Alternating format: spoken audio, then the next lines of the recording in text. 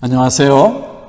탑동교회를 담임하고 있는 김석기 목사입니다. 로마서 20장 30절부터 31절의 말씀을 가지고 구원의 확신과 나타나는 증거라는 주제로 말씀의 은혜를 나누길 원합니다.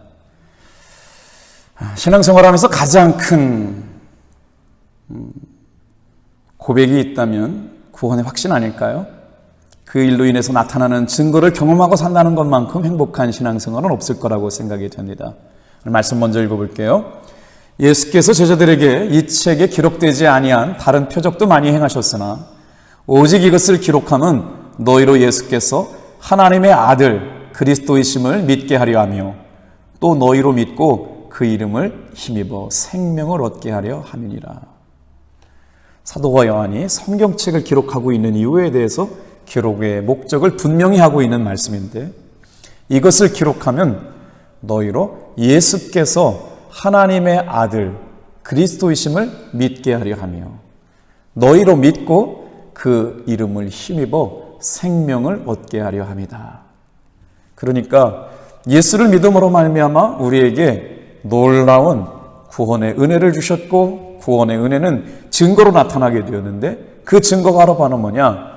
저주와 사망이 아니고 멸망이 아니고 하나님께서 우리를 살게 하시는 생명의 길로 인도하여 주셨다라고 하는 겁니다. 오늘 이 복음의 말씀은 우리를 살립니다. 생명의 길로 인도합니다. 그렇다면 우리는 이 구원의 확신을 어떻게 확신하며 살 수 있을까요? 짧은 시간에 세 가지를 생각해 보려고 하는데, 첫째로 구원의 주관적인 증거를 통해서 우리의 구원을 확신할 수 있다는 겁니다. 예수를 어떻게 받아들이느냐? 바로 예수를 하나님의 아들로 믿는 사람들, 하나님의 아들로 믿어지는 사람들, 예수가 구원자라고 고백하는 사람들, 바로 이 사람들이 구원받은 사람들입니다. 그래서 베드로가 고백했지요. 주는 그리스도시요 살아계신 하나님의 아들입니다 라고 고백한 말씀을 기억합니다. 이 믿음 위에 오늘 초대교회 공동체가 개척되었지요. 그래서 우리의 신앙의 고백 가운데 여러분의 어떤 고백을 갖고 계신가요? 이단들이 득세를 하고 코로나 때문에 예수를 믿어야 될지 말아야 될지 흔들리고, 또 주변 환경을 보니까 이웃들이 이제 뭐라고 그래요? 내 이웃을 내 몸처럼 사랑하라고 얘기하면서 예수 믿는 사람들은 그렇게 믿는 대로 살지 않는 것 같다. 진정한 신앙을 고백해봐라 요구하고 있을 때 정말 신앙을 지키며 산다는 것이 흔들리지 않고 있나요? 그래서 이 신앙의 위기의 시대 다시 한번 구원의 확신과 그 생생한 증거를 말씀으로 나눠야 되겠다는 고백을 가지고 오늘 이 말씀을 준비했습니다. 노벨문학상을 수상했던 펄 버근, 오늘을 이해하고 싶다면 어제를 살펴보라 라고 하는 유명한 말씀을 나눴는데, 우리 8월 달이 되었을 때마다 우리 감리교인들은 잊지 말아야 할 권사님이 계신데, 그 이름이 바로 최인규 권사님이신데, 강원도 동해 삼척 지방에서 천국감리교회를 개척하셨던 최인규 권사님이십니다. 이분은 신사참배를 거부하셨어요. 그러다가 대전 형무소에서 순교를 당하신 우리 감리교인이신데, 권사님이 예배를 인도하시면서 이렇게 말씀하셨대요. 인류의 생사화복을 주관하시는 분은 하나님, 오직 경배와 찬양과 예배를 받으실 분도 하나님. 그렇기 때문에 십계명에도 하나님 외에 다른 신을 섬기지 말라고 말했기 때문에 신사참배를 우리는 할 수가 없다. 이런 믿음의 고백을 가지고 있는 권사님을 일본 경찰들이 가만히 내버려 둘 수가 없었어요.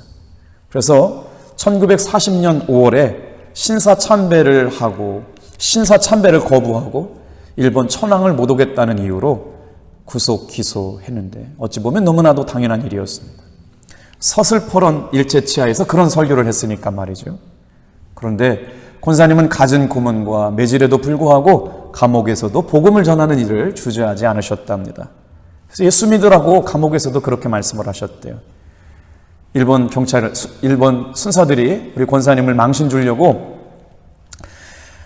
다른 사람들도 예수를 못 믿게 하는 본보기를 삼으려고 냄새나는 똥통을 권사님의 등짐에 짊어지게 하고 삼척 시내를 돌아다니게 만들면서 뒤에 따라오는 순서가 이렇게 외치라고 그랬대요. 나는 신사참배를 거역한 최인규요, 내가 바로 예수 믿는 최인규 권사요 라고 고백하고 삼척 시내에 똥통을 짊어지고 다니게 했다는 이 일화는 유명합니다.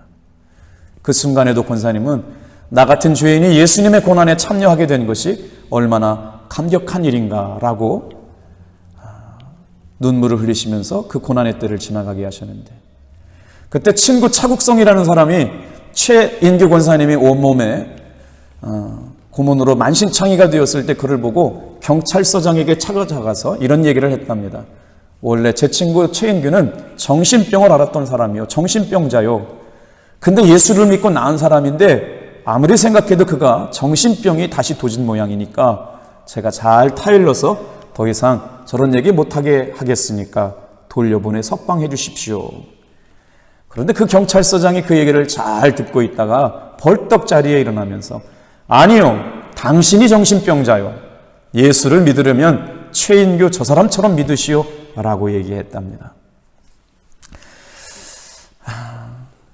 함께 감옥 생활을 하고 계셨던 이진구 고성교회 목사님께서도 천황을 신사참배를 거부하시다가 같은 형무소에 수감되게 되셨는데, 연로하신 권사님이 너무나도 안타깝게 생각이 되어 권사님 앞으로 신사참배 안 하겠다고 딱 한 번만 얘기하십시오. 그리고 감옥에서 나가세요. 이러다가 권사님 돌아가십니다. 그랬더니 이 권사님이 눈을 부릅뜨고 목사님을 향해서 이렇게 말하겠대요. 예수 믿는 사람이 그렇게 살아 무엇하오. 예수 믿는 사람이 그렇게 살아 무엇하오. 올곧은 신앙을 가지고 신앙 양심을 지키며 구원의 확신과 두려움이 없는 신앙의 믿음의 고백을 사시다가 하나님께서 주시는 생생한 은혜의 증거를 가지고 살다 순교자의 삶을 마감하셨던 대전영무소에서 끝까지 찬송을 부르시다가 돌아가신 권사님의 이야기는 오늘을 살아가는 그리스도인들에게 많은 울림을 줍니다. 자, 그렇다면 구원받은 하나님의 사람들은 어떻게 이런 능력을 힘입고 살아갈 수 있었을까요? 어떤 증거로 나타나게 되었을까요? 요한일서 5장 1절 말씀에 보면 예수 그리스도를 믿는 자마다 하나님께로서 난 자다라고 말씀하고 있어요. 예수 그리스도를 믿는 자마다 하나님께로 난 자다. 그러니까 하나님께로 난 자는 예수 그리스도를 믿는 자들인데, 예수 그리스도를 믿는 자에게는 세 가지의 증거가 있었어요. 뭘까요? 예수님을 주님으로 하고 고백했습니다. 성령으로 하지 아니하고서는 누구든지 예수를 주라 할 수 없느니라. 고린도전서 12장 3절 말씀. 성령님의 은혜가 내 주 안에 계셨기 때문에 예수님을 주님이라고 고백하게 되셨다. 예수님이 그리스도인임을 믿는 자마다 하나님께로부터 난 자다. 증거가 된다라고 하는 것이죠. 누가 구원받은 증거를 가지고 살아가는 사람일까요? 하나님을 아버지라고 부르며 사는 사람입니다. 로마서 8장 15절에서 16절입니다. 너희는 다시 무소하는 종의 영을 받지 아니하고 양자의 영을 받았으므로 우리가 아빠 아버지라 부르짖느니라. 성령이 친히 우리의 영과 더불어 우리가 하나님의 자녀인 것을 증언하시나니. 내가 하나님의 자녀가 되었다는 것을 성령님께서 증거해 주시는 거예요. 그러다 보니까 어떻게 해요? 눈에 보이지 않지만, 손으로 만질 수도 없지만, 냄새로도 느낄 수가 없지만 온 우주 만물의 창조주 되시는 하나님을 아버지라고 부르며 살게 되었어요. 아빠, 아버지. 예수님을 주님으로 하나님을 아빠, 아버지라고 부를 수 있는 사람, 이 사람은 바로 구원받은 사람이라는 것이죠. 자, 그래서 구원받은 사람의 삶에는 증거가 나타나는데, 어떤 증거가 나타나냐? 똑같은 일상을 삶에도 은혜를 경험하고 사느냐, 은혜를 경험하고 살지 못하느냐. 이 은혜는 하나님께서 주신 은혜를 말하는 것이죠.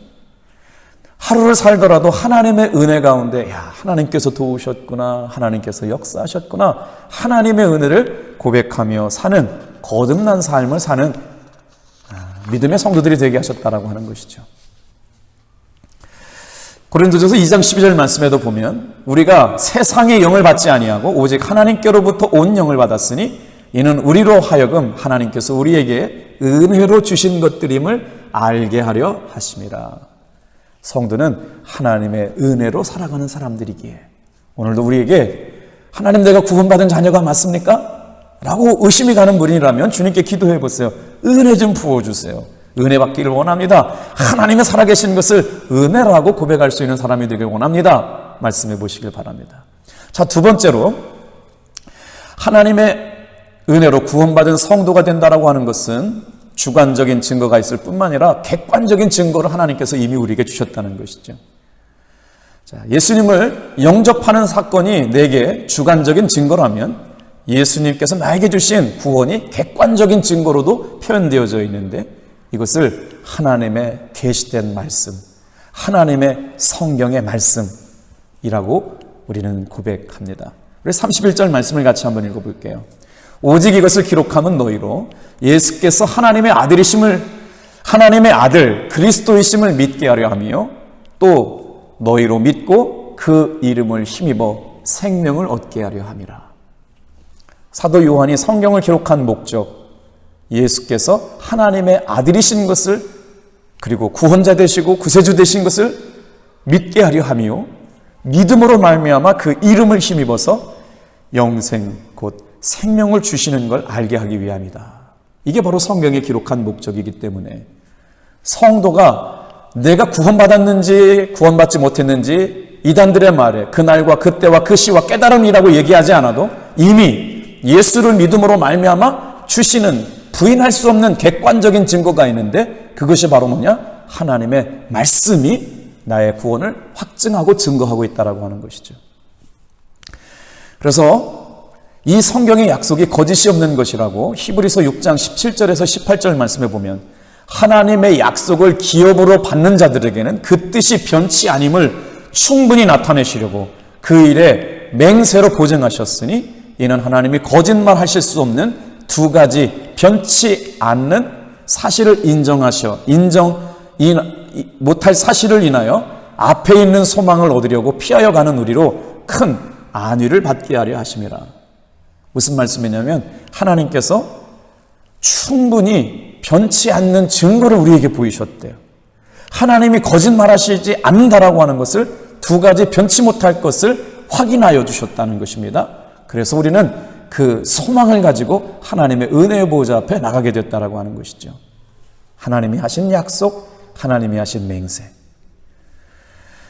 요한 1서 4장 12절에서 13절 말씀해 보니까 어느 때나 하나님을 본 사람이 없으되 만일 우리가 서로 사랑하면 하나님이 우리 안에 거하시고 그의 사랑이 우리 안에 온전히 이루어지느니라. 그의 성령을 우리에게 주심으로 우리가 그의 안에 거하고 그가 우리 안에 거하시는 줄을 아느니라. 회전하는 그림자도 없으시고 불러도 대답하지 않고 침묵하시는 것만 같고 주변에서 일어나는 상황을 보니까 도저히 하나님이 계시지 않는 것 같이 느껴지는 그때라도 우리가 흔들리지 않는 구원의 확신과 구원의 증거를 갖고 살아갈 수 있는 믿음의 증거를 원하시는 성도가 있다면 하나님께서 구원을 객관적으로 말씀해 주시는 하나님의 말씀을 기록된 성경, 선포된 성경을 믿음으로 말미암아 여러분 구원의 확신을 가지시기를 주님의 이름으로 축복합니다. 자, 이제 마지막으로 예수를 구주로 영접한 사람에게 주관적인 증거가 있었고 확실하게 거부할 수 없는 객관적인 증거가 하나님의 말씀으로 주셨다면 나는 어떤가요? 나는 어떻게 하나님의 살아계심을 경험하고 살아갈 수 있는 사람이 될 수 있을까 묵상해 봅니다. 그때 예수를 믿고 살아가는 하나님의 자녀가 된 신분에게 주어지시는 은혜가 있는데 놀라운 은혜가 있어요. 그건 바로 뭐냐? 내가 기도할 때 아버지 하나님이 들으시고 내 기도에 응답하여 주신다는 거예요. 여러분 꼭 기억하세요.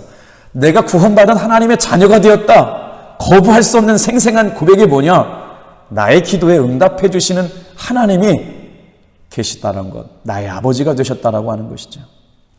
오늘 사도 요한은 그 은혜를 확실하게 하기 위해서 이 성경에 기록함의 목적이 바로 뭐냐? 한 가지 더 생생한 인간의 개인의 개인적인 체험을 추가하고 있습니다.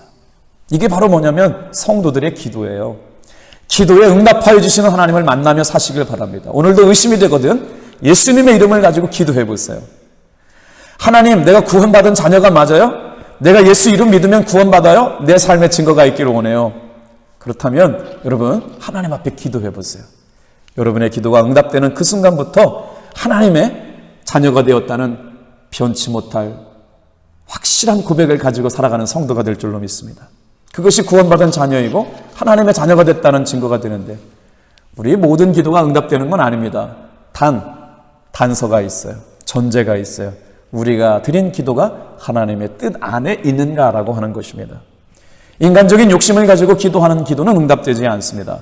구하여도 얻지 못함은 정욕으로 쓰르고 잘못 구함이라. 야고보서 4장 3절에 말씀하신 것처럼 우리의 기도가 하나님 앞에 응답받아서 내 기도에 응답하시고 내 작은 신음에 응답하시는 것은 내가 구원받은 자녀이기 때문에 아버지가 아버지가 되어주셨기 때문이라고 고백할 수 있다는 것은 바로 오늘 성경의 말씀이 고백하는 말씀을 좀 기억하세요.